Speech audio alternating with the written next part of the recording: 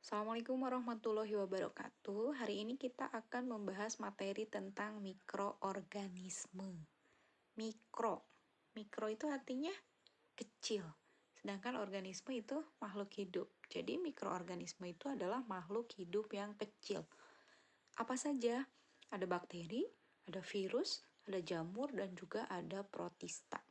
Tapi yang akan kita bahas hari ini itu hanya dua, yaitu virus dan bakteri. Virus. Virus itu sekarang familiar kita dengar karena negara kita dan seluruh negara di dunia sedang mengalami gejolak karena adanya pandemi virus corona. Ya, yang sudah berjalan 2 tahun, yang sudah memporak-porandakan, itu namanya virus corona. Nah, nanti kita akan tahu seperti apa virus, dan untuk yang pertama kita bahas tentang sejarah penemuan virus. Nah, berawal dari tahun 1883, ada ilmuwan bernama Adolf Meyer, orang Jerman, yang menyelidiki tanaman tembakau yang memiliki bintik kuning. Ternyata penyakit tersebut, si bintik kuning itu bisa menular ke tembakau yang lain. Selanjutnya, tahun 1893 atau 10 tahun berselang, ada Dmitri Ivanovsky mengulang penelitian yang sama dengan Meyer, hanya dia membuat ekstrak dari tanaman yang terinfeksi. Kemudian ekstraknya disaring dengan saringan bakteri dan disuntikkan ke tembakau yang sehat. Ternyata tembakau yang sehat itu berubah menjadi berbintik-bintik, jadi terinfeksi. Jadi dari situ dia menyimpulkan, mungkin yang menyerang tembakau tersebut bukan bakteri. Kenapa? Karena disaring dengan saringan bakteri, dia masih lolos. Berarti sesuatu yang harus lebih kecil yang bisa lolos saringan tersebut.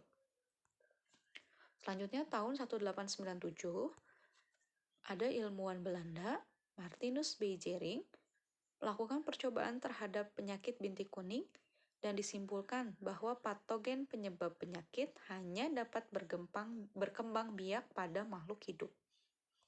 Selanjutnya, tahun 1935, ada Wendell Stanley, orang Amerika, melakukan percobaan yang sama. Dan walaupun sudah dikristalkan, patogen tersebut masih mampu menimbulkan penyakit. Dan si Stanley memberi nama patogen tersebut sebagai TMP atau Tobacco Mosaic Virus. Kemudian penyusun virus. Nah, di situ kalian bisa melihat ada virus yang tanpa selubung, ada yang dengan selubung. Bedanya hanya di selubungnya. Selubung itu fungsinya untuk melindungi virus dari lingkungan luar. Jadi virus yang punya selubung itu relatif lebih tahan terhadap kondisi lingkungan apapun. Nah, komponen satuan protein struktur yang membungkus asam nukleat virus dinamakan kapsomer. Dan kumpulan kapsomer yang membungkus asam nukleat dinamakan kapsid. Kemudian, ini ada gambar dari bacteriophage. Itu namanya bacteriophage. Untuk beberapa virus, seperti di atas, memiliki struktur agak berbeda karena memiliki serabut ekor yang dapat menempel pada inangnya. Nah, ini serabut ekor. Menempel ke inang untuk apa? Untuk menginfeksi, menularkan penyakit kalau secara bahasa awamnya seperti itu. Selanjutnya, jadi virus itu apa, Bu? Nah, virus merupakan makhluk hidup peralihan antara benda mati dan makhluk hidup. Peralihan. Berarti tidak sepenuhnya sebagai makhluk hidup, tidak pula sepenuhnya sebagai benda mati. Kenapa? Karena virus dapat bertahan hidup di luar sel hidup inangnya dan dapat berkembang biak pada sel inangnya. Nah, di sini kalian bisa melihat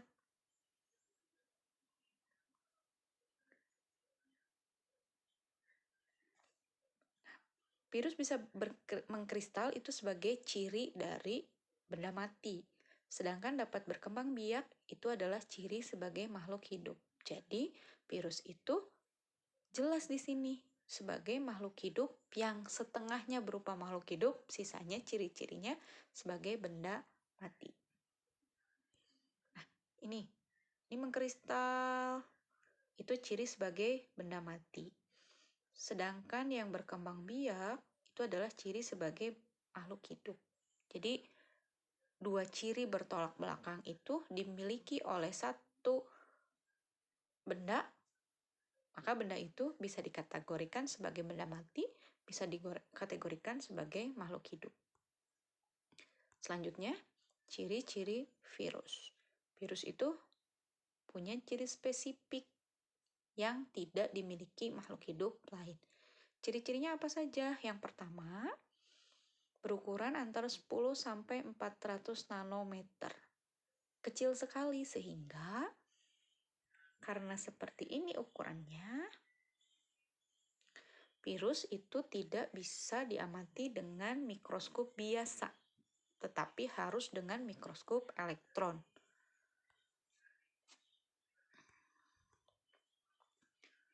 Selanjutnya, virus mempunyai senyawa asam nukleat, DNA atau RNA. Berbeda dengan makhluk hidup lain. Kalau makhluk hidup lain, DNA-nya ada, RNA-nya ada. Tapi kalau virus itu hanya satu. Ada yang punya DNA saja, itu disebut virus DNA. Sedangkan virus lainnya itu hanya memiliki RNA saja, sehingga disebut sebagai virus RNA. Jadi beda-beda. Ciri yang selanjutnya dapat dikristalkan. Dikristalkan itu dipadatkan. Seperti apa bentuk kristal? Misalnya pecahan kaca ya, atau serbuk gula pasir, itu adalah salah satu contoh bentuk kristal. Nah, virus pun bisa dibentuk seperti itu. Dan itu ciri dari benda mati yang dimiliki oleh virus. Kemudian umumnya bersifat parasit. Parasit itu apa?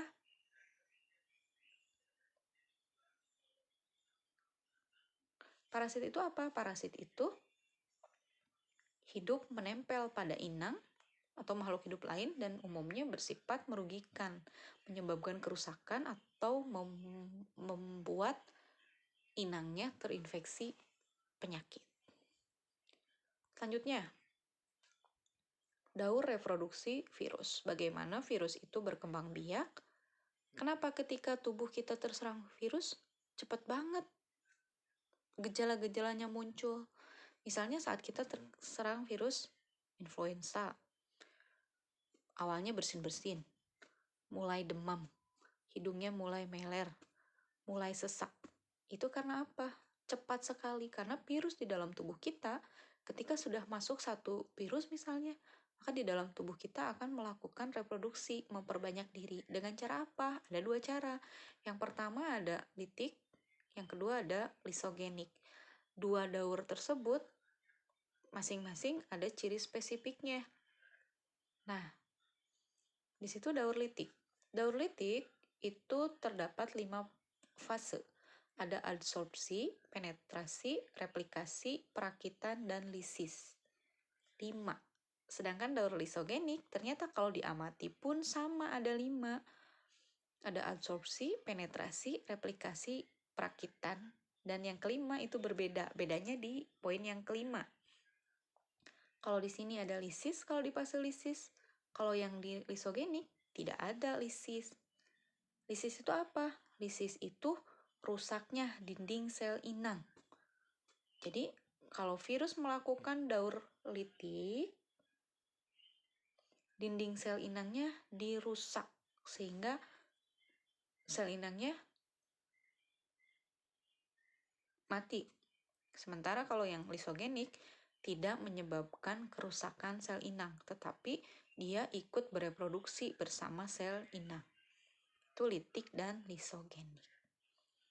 Dibaca lagi fase-fasenya supaya kalian lebih paham.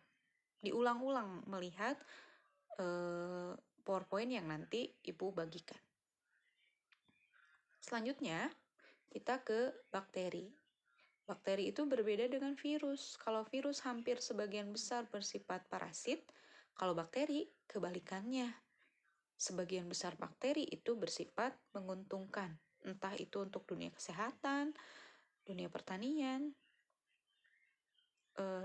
dan masih di kehidupan sehari-hari itu banyak sekali manfaat dari bakteri. Bakteri merupakan makhluk hidup. Penyusun tubuh bakteri berbeda dengan sel-sel penyusun tubuh manusia. Bedanya apa? Manusia itu selnya eukariot, sedangkan bakteri itu prokariot. Eukariot dan prokariot. Saya sering dengar, Bu, tapi lupa itu apa. Diingatkan lagi ya. Eukariot sudah memiliki membran inti, sehingga sel memiliki organel yang bermembran. Atau eukariot itu bisa disebut sebagai sel yang modern, karena bagian-bagian penyusun selnya itu sudah bermembran. Sedangkan sel prokariot belum memiliki membran inti. Sehingga orang-orang kadang menyebut prokariot itu sebagai sel yang primitif, karena organel-organel selnya masih telanjang. Ingat ya, manusia primitif itu telanjang. Sel primitif pun telanjang, dan itu disebut sebagai sel prokariot atau prokariotik. Selanjutnya, ciri-ciri bakteri. Apa saja cirinya? Yang pertama, bersel satu atau uniseluler dan sangat sederhana karena cuma satu selnya, tidak kompleks seperti makhluk hidup yang lain. Ciri yang kedua, memiliki bentuk yang berbeda-beda. Ada yang bulat atau kokus, ada yang batang atau basil, dan juga ada spiral atau spirilium. Jadi 3 bentuk dasar bakteri itu seperti itu. Ciri yang ketiga, bersifat prokariot. Prokariot itu apa? Masih ingat ya tadi? Prokariot itu artinya inti selnya belum bermembran atau masih primitif. Ciri yang keempat, ada yang autotrop, ada yang heterotrop. Autotrop itu artinya bisa membuat makanan sendiri. Salah satunya dilakukan oleh bakteri-bakteri kemoautotrop. Sedangkan yang lainnya itu bersifat heterotrop, tidak bisa membuat makanan sendiri. Dari mana dia mendapat makanan? Dari lingkungannya, itu yang heterotrop. Kemudian ciri yang selanjutnya, berkembang biak dengan seksual dan aseksual. Seksual itu kawin, aseksual tidak kawin. Ciri yang keenam, ada yang memiliki alat gerak berupa flagel, ada juga yang tidak. Seperti apa flagel? Nanti dilihat di slide selanjutnya. Nah, ini struktur sel bakteri. Sederhana sekali. Itu ada membran plasma, ada dinding sel di bagian luarnya, kemudian ada DNA, ada kapsul, ada ribosom, ada sitoplasma, ada flagela. Fungsinya apa masing-masing penyusun bakteri? Kita lihat di slide ini. Nah, ini penampakan lain dari sel bakteri. Ada rambut-rambut halus atau villi, atau disebut filus kalau banyak, villi atau pilus. Nah, seperti kalian lihat, dinding sel bakteri berfungsi untuk melindungi sel agar tidak membengkak dan pecah akibat adanya tekanan osmosis, dan untuk melindungi sel bakteri terhadap lingkungannya, itu dinding sel. Ini ya dinding sel. Kemudian kapsul. Kapsul itu, ini bagian yang coklat menyelubungi luar, itu namanya kapsul. Untuk melindungi diri dari kekeringan dan mempertahankan diri dari antitoksin yang dihasilkan oleh sel tubuh inang. Jadi kalau bakteri masuk ke dalam tubuh kita misalnya itu akan menghasilkan antitoksin atau antibodi. Ya. Dan nanti bakteri untuk melawan antitoksin yang dikeluarkan inang itu bisa memanfaatkan kapsulnya sebagai pelindung. Kemudian yang selanjutnya ada flagellum atau flagel. Yang mana flagel ini yang seperti ekor ini itu namanya flagel. Seperti yang disebutkan tadi, ada bakteri yang punya flagel, ada yang tidak. Flagel itu fungsinya bergerak. Nah, berdasarkan flagelnya, bakteri itu ada yang memiliki flagelnya 1, ada yang 2, ada yang banyak. Jadi beda-beda. Kemudian ada membran plasma. Membran plasma itu selaput tipis yang berada di bawah dinding sel. Fungsinya untuk membungkus plasma dan mengatur pertukaran mineral. Di sebelah mana? Ini membran plasma. Ini yang berwarna kuning ini ya. Yang berwarna kuning itu membran plasma. Kemudian sitoplasma itu adalah cairan. Karena sito itu artinya sel, plasma itu cairan. Berfungsi sebagai tempat berlangsungnya reaksi-reaksi metabolisme di dalam tubuh bakteri. Selanjutnya, reproduksi bakteri terbagi menjadi 2. Ada apa tadi? Ada seluler, seksual dan seksual. Seksual itu disebut sebagai rekombinasi genetik. Sedangkan yang aseksual dengan cara membelah diri, biasanya dengan pembelahan biner. Jadi satu bakteri membelah menjadi 2, 2 menjadi 4, 4 menjadi 8, dan seterusnya. Jadi kelipatan 2. Itu yang membelah diri. Nah, sekarang yang seksual atau rekombinasi genetik, itu ada 3 cara. Ada yang namanya transformasi, proses pemindahan materi genetik berupa DNA dari satu sel bakteri ke sel bakteri yang lain. Jadi 2 sel bakteri saling berdekatan, kemudian materi genetiknya dipindah dari yang satu ke yang lainnya. Kemudian ada transduksi, pemindahan materi genetik dari sel bakteri yang satu ke sel bakteri yang lain dengan melalui perantara. Ini ada perantaranya, ada comblangnya kalau menurut bahasa kalian. Sama dengan transformasi, tapi transformasi 2 ekor bakteri langsung berdekatan, langsung saling menukar isi materi genetiknya, sedangkan kalau yang transduksi itu ada comblangnya. Siapa? Bakteriofage. Kemudian yang ketiga ada konjugasi. Artinya apa? Pemindahan DNA secara langsung melalui kontak sel dengan menggunakan pilus. Pilus itu rambut-rambut halus atau pili yang tadi menempel di kapsulnya bakteri. Selanjutnya, bakteri ternyata itu ada 2 kelompok. Bakteri yang biasa itu namanya eubakteria. Sedangkan yang hidup di tempat-tempat ekstrim itu namanya archaebacteria. Jadi kalau archaebacteria itu tidak hidup di kondisi yang normal, tetapi di tempat ekstrim. Kalau di tempat yang normal namanya eubakteria. Nah, archaebacteria dibagi menjadi 3 kelompok besar. Apa saja? Yang pertama ada metanogen. Bakteri metanogen itu hidup di lingkungan dengan kadar metana yang tinggi. Misalnya di mana? Di gunung berapi ya. Atau di kotoran-kotoran sapi. Nah, contoh bakterinya ada Methanococcus. Sementara yang kedua ada halofil. Halofil itu bakteri yang hidup dengan kadar salinitas tinggi. Kadar garam tinggi misalnya di air laut. Itu kategorinya bakteri halofil. Contohnya Halobacterium, Halobium. Sementara yang ketiga, kelompok yang ketiga ada bakteri termoasidofil. Artinya apa? Hidup di lingkungan dengan suhu dan pH yang tinggi. Di tempat-tempat yang panas sekali atau di tempat-tempat yang pH-nya tinggi. Berarti di tempat yang basah ya. Demikian untuk bakteri, virus, dan bakteri yang bisa disampaikan. Untuk tugasnya silakan nanti kalian lihat di Google Class. Terima kasih, mudah-mudahan sedikit banyak materi yang disampaikan itu bisa menjadi bahan pembelajaran untuk kita. Terima kasih anak-anak, selamat belajar, selamat beraktivitas. Wassalamualaikum warahmatullahi wabarakatuh.